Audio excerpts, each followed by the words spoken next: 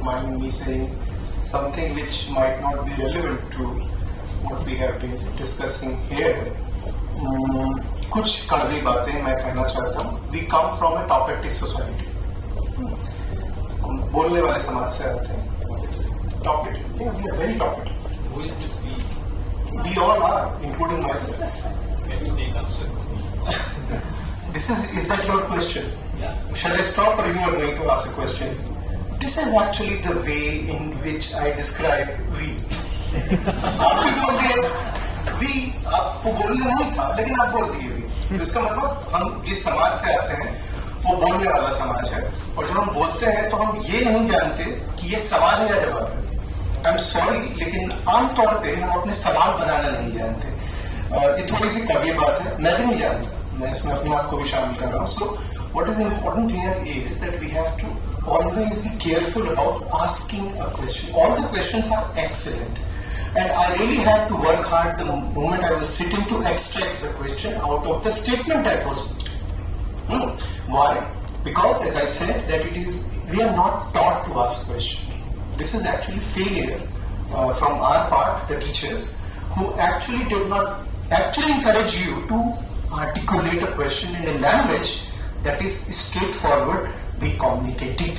So, having said that, I really like and thank you very much for the 3 questions which you have asked.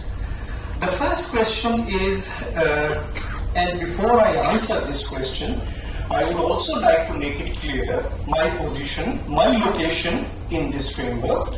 I always make a distinction between what is and what ought to be. मेरे लिए हमेशा ये जरूरी सवाल है कि हम पहले ये जानें कि क्या है, इस बात को जानने के लिए कि क्या होना चाहिए. And most of the questions are about what ought to be. So I am not the right person to answer this question, but I'll try to make a few remarks based on the work which I have done in the past to these 3 questions. The first question is how to get the rights, which is an important question, no doubt about it. But again, it's a discourse question.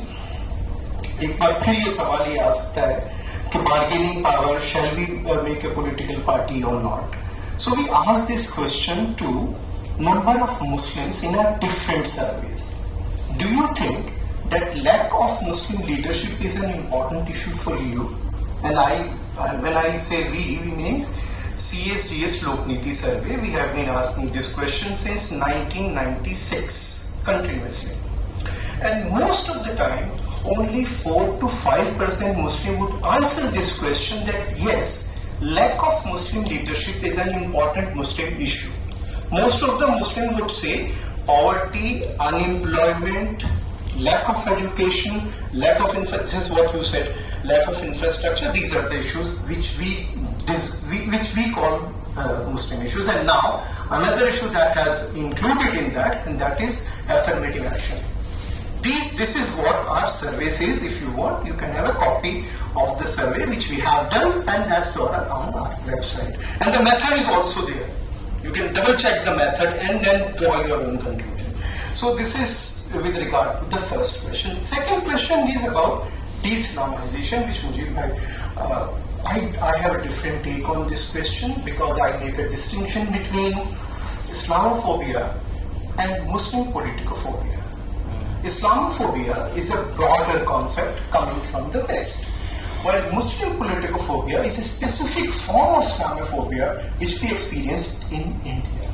What is Muslim politicophobia? Mujib Bhai has answered that partly up to that question, meaning that whenever 2 or more Muslims are together to make any political statement, it would be treated as some kind of a challenge.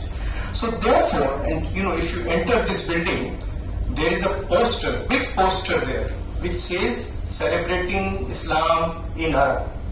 So Islam is still surviving, and by the way, this conference is supported by ICHR. If you have any doubt, just go to the building, you find that poster. It means that the state, which is a contemporary state, making a distinction between Islamophobia and this specific form of Muslim politicophobia, and this is what he indicated in his response. So this is with regard to the de-Islamization take. Obviously, about the self-perception. do we think that Muslims are pessimistic? Again, I don't know. So we asked this question to people in our surveys, and we find what is interesting in 2024 poll survey, NES, National Election Studies. Muslims are actually apprehensive.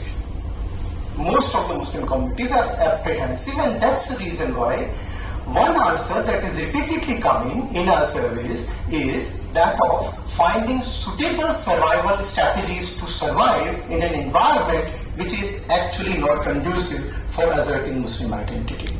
So this is what our research says. I don't know. It's up to you to extract the meaning out of it. Final question is about your question. आपका सवाल बिल्कुल जायज सवाल है, और यही सवाल ये है कि जो इफेक्टिवनेस ऑफ रिप्रेजेंटेशन क्या होता है. हम नुमाइंदे को चुन लेते हैं, क्या वो इफेक्टिव नहीं होता है? अभी जैसे ही हम जनता में जाते हैं और ये सवाल पूछते हैं कि आप बताइए कि एक मुस्लिम नेता में और एक हिंदू नेता में क्या फर्क है, तो ये कहता है जितना बदमाशी है उतना बदमाशी है. जितने फील्ड वर्क मैंने अपनी जिंदगी में किए हैं पिछले 22-25 साल में, तमाम में मुझे यही सुनने को मिला है. यही हमारे सर्वे में आ रहा है. तो इसीलिए बड़ा जरूरी है कि इस रिप्रेजेंटेशन के सवाल को जमीन पर जाकर देखा जाए. Thank you.